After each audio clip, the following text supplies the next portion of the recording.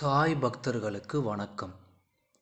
இன்று மிக மிக முக்கியமான விஷயங்களை நாம் பார்ப்போம். என் அன்பு குழந்தையே, எல்லா இடங்களிலும் உன்னை துரதிர்ஷ்டம் துரத்துகிறது. நீ அவ்வாறு எண்ணுகின்ற அது முற்றிலும் தவறான எண்ணம். உன்னை விதியும் ஆசையும் இக்கட்டான சூழ்நிலையில் எடுத்த முடிவுகள்தான் இந்த நிலைக்கு இழுத்து சென்று விட்டன. கவலை வேண்டாம், எல்லாம் முடிவுறும். நம்பிக்கையோடு செயல்படு. எப்போது என்ன நடக்குமோ என்கின்ற பயம் உன்னை சூழ்ந்து இருக்கும் வரை உன்னால் நிதானமாக யோசித்து செயல்பட முடியாது. முதலில் மனதை ஒருநிலைப்படுத்து. மனதில் அமைதி இல்லாமல் நீ எதை செய்தாலும் அது சிறப்படையாது. எல்லாரும் உன்னை உன் உள்ளத்தை காயப்படுத்தும் விதத்தில் நடந்து கொள்கின்றார்கள் என்று எப்பொழுதும் நீ வருந்தாதே. உனக்கு நான் ஒன்றை கூறுகின்றேன், கேள். உன் கண்ணீரை வீணாக்காதே.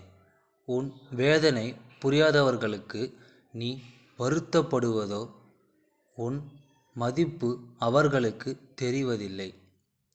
நீ அவர்களை பற்றியே யோசித்து மனம் சோர்வடைந்து உன் லட்சியத்தை நோக்கி முன்னேறி செல்வதில் தாமதமாகி விடுகின்றன. அப்படிப்பட்டவர்களிடம் இருந்து சற்று விலகி இருப்பதே உனக்கு நல்லது. அவர்களுக்கு தீமை செய்ய என்ன நான் கூறவில்லை. அவர்களே உன் தேவை அறிந்து உன்னை தேடி வரும் பட்சத்தில் உதவி செய்யும் மனம் வலிமையில் இழந்து நிற்கும்.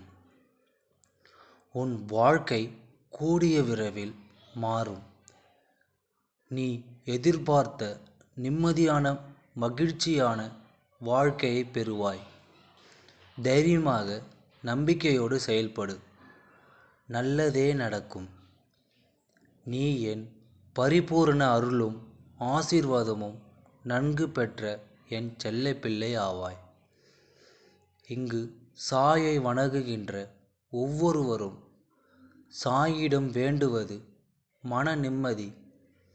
சாய் அப்பா பணம், பொருள், அந்தஸ்து இவர்களை விட இந்த மன நிம்மதி என்பது மிக பெரியது.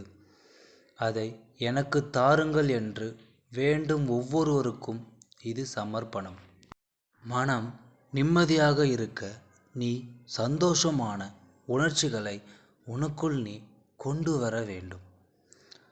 இந்த மன நிம்மதி தொலைந்து போவதற்கு முக்கிய காரணங்கள் உண்டு. மன நிம்மதி தொலைந்து போக முக்கிய காரணம் உண்டு. அதை எதையோ ஒன்றை பற்றி யோசிப்பது, இன்று நடப்பதை பற்றி யோசிப்பதாகவும் இருக்கலாம், அல்லது நாளை நடப்பதை பற்றி யோசிப்பதாகவும் இருக்கலாம், அல்லது எதுவோ ஒன்றை பற்றி தேவையில்லாமல் சிந்தனைகளை செய்து கொண்டே இருப்பதும். இவ்வாறு சிந்தனைகளை செய்து கொண்டே இருப்பதனால் உன் மனம்தான் இங்கு கெட்டு போகும். உனக்கு நிம்மதி என்பது கிடைக்காமலும் போகலாம். நீ தேவையில்லாத ஒரு விஷயத்தை பற்றி யோசிக்கும் பொழுது அதில் நீ புரிந்து கொள்ள வேண்டிய விஷயம், இதனால் உனக்கு என்ன பயன் என்று. உன்னை யாரோ ஒருவர் கஷ்டப்படுத்தினாலும் சரி, உன் வாழ்க்கையில் கஷ்டம் வந்தாலும் சரி, இது நிரந்தரமில்லை. ஒரு நாள் வந்த வழி எதுவோ அந்த வழியில் அனைத்தும் சென்றுவிடும் என்று நம்பு. இந்த உலகத்தில் நிம்மதியை விட மிகப்பெரிய சொத்து எதுவும் இல்லை. அதை நீ தொலைத்து விடக்கூடாது. அப்பாவை வேண்டினால் போதாது, அதற்கான முயற்சிகளையும் எடுக்க வேண்டும். எல்லாமே அப்பா தலையில் போட்டு விட்டால் பிறகு நாம் எதற்கு என்று நீயே ஒரு கேள்வியை கேட்டுவிடக்கூடாது. அப்போது சாய் அப்பாவிடம் நான் கேட்கக்கூடாதா என்று ஒரு கேள்வி உங்களுக்கு எழலாம். சாய் நம்மை வழி நடத்துகின்றன. இந்த வழியில் நீ செல் என்று சொல்கின்றார். நாம் தான் அந்த வழியில் நம்பிக்கையுடனும் பொறுமையுடனும் விடாமுயற்சியுடனும் செல்ல வேண்டும்.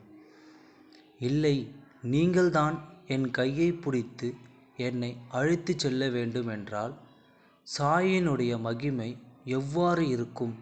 நீ முன்பாக நடந்து செல், உனக்கு பின்னே நான் அமர்ந்து உன்னை வழி நடத்துகிறேன் என்று நீதான் உன் வாழ்க்கையில் முன்னே செல்ல வேண்டும். எப்பொழுது உன் மனதை உற்சாகமான நிலையில் வைத்து கொள்ள வேண்டும்? எப்படி உன் மனதை உற்சாகமாக வைத்து கொள்வது? உனக்கு பிடித்த விஷயங்களை செய்வதன் மூலம் நீ உன் மனதை உற்சாகமாக வைத்து கொள்ளலாம். அது எதுவாக இருந்தாலும் இருக்கலாம்.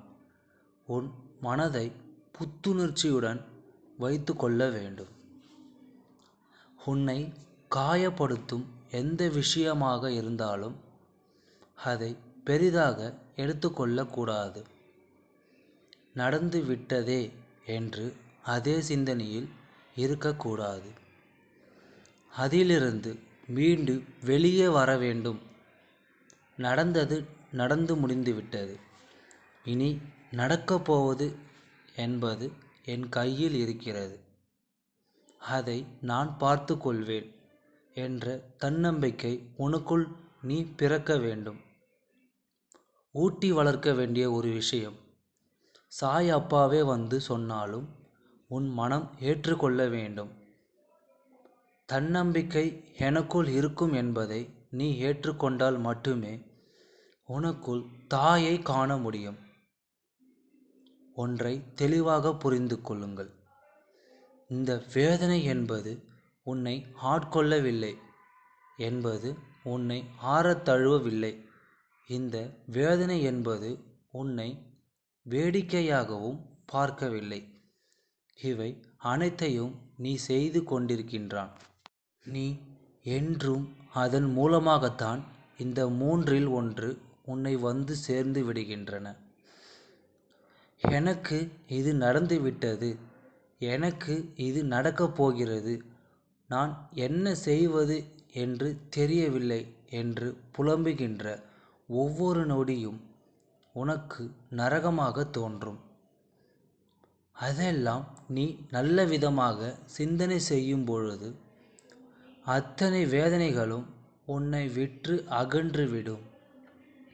இது நீ எண்ணுவதன் மூலமாக மட்டுமே உன்னுடைய கஷ்டங்கள் போகுமே தவிர மற்றவர்களால் போக முடியாது. உனக்கு கஷ்டம் வரும்பொழுது உனக்கு நீயே ஆறுதல் சொல்லிப்பார்.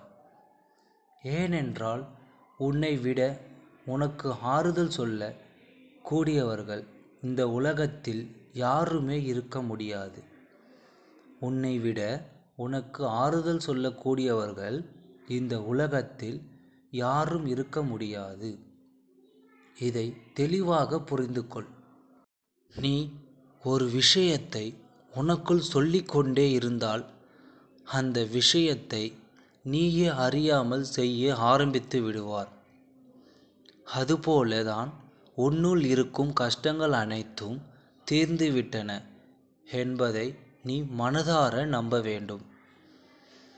எவ்வளவு கஷ்டம் வந்தாலும் என்னால் தாங்க முடியும், அதை எதிர்கொள்ள முடியும் என்ற வார்த்தைகளை உச்சரிக்க வேண்டும். உனக்கு நீதான் உண்ண வேண்டும் தவிர மற்றவர்கள் உண்டாலும் பசி அடங்காது.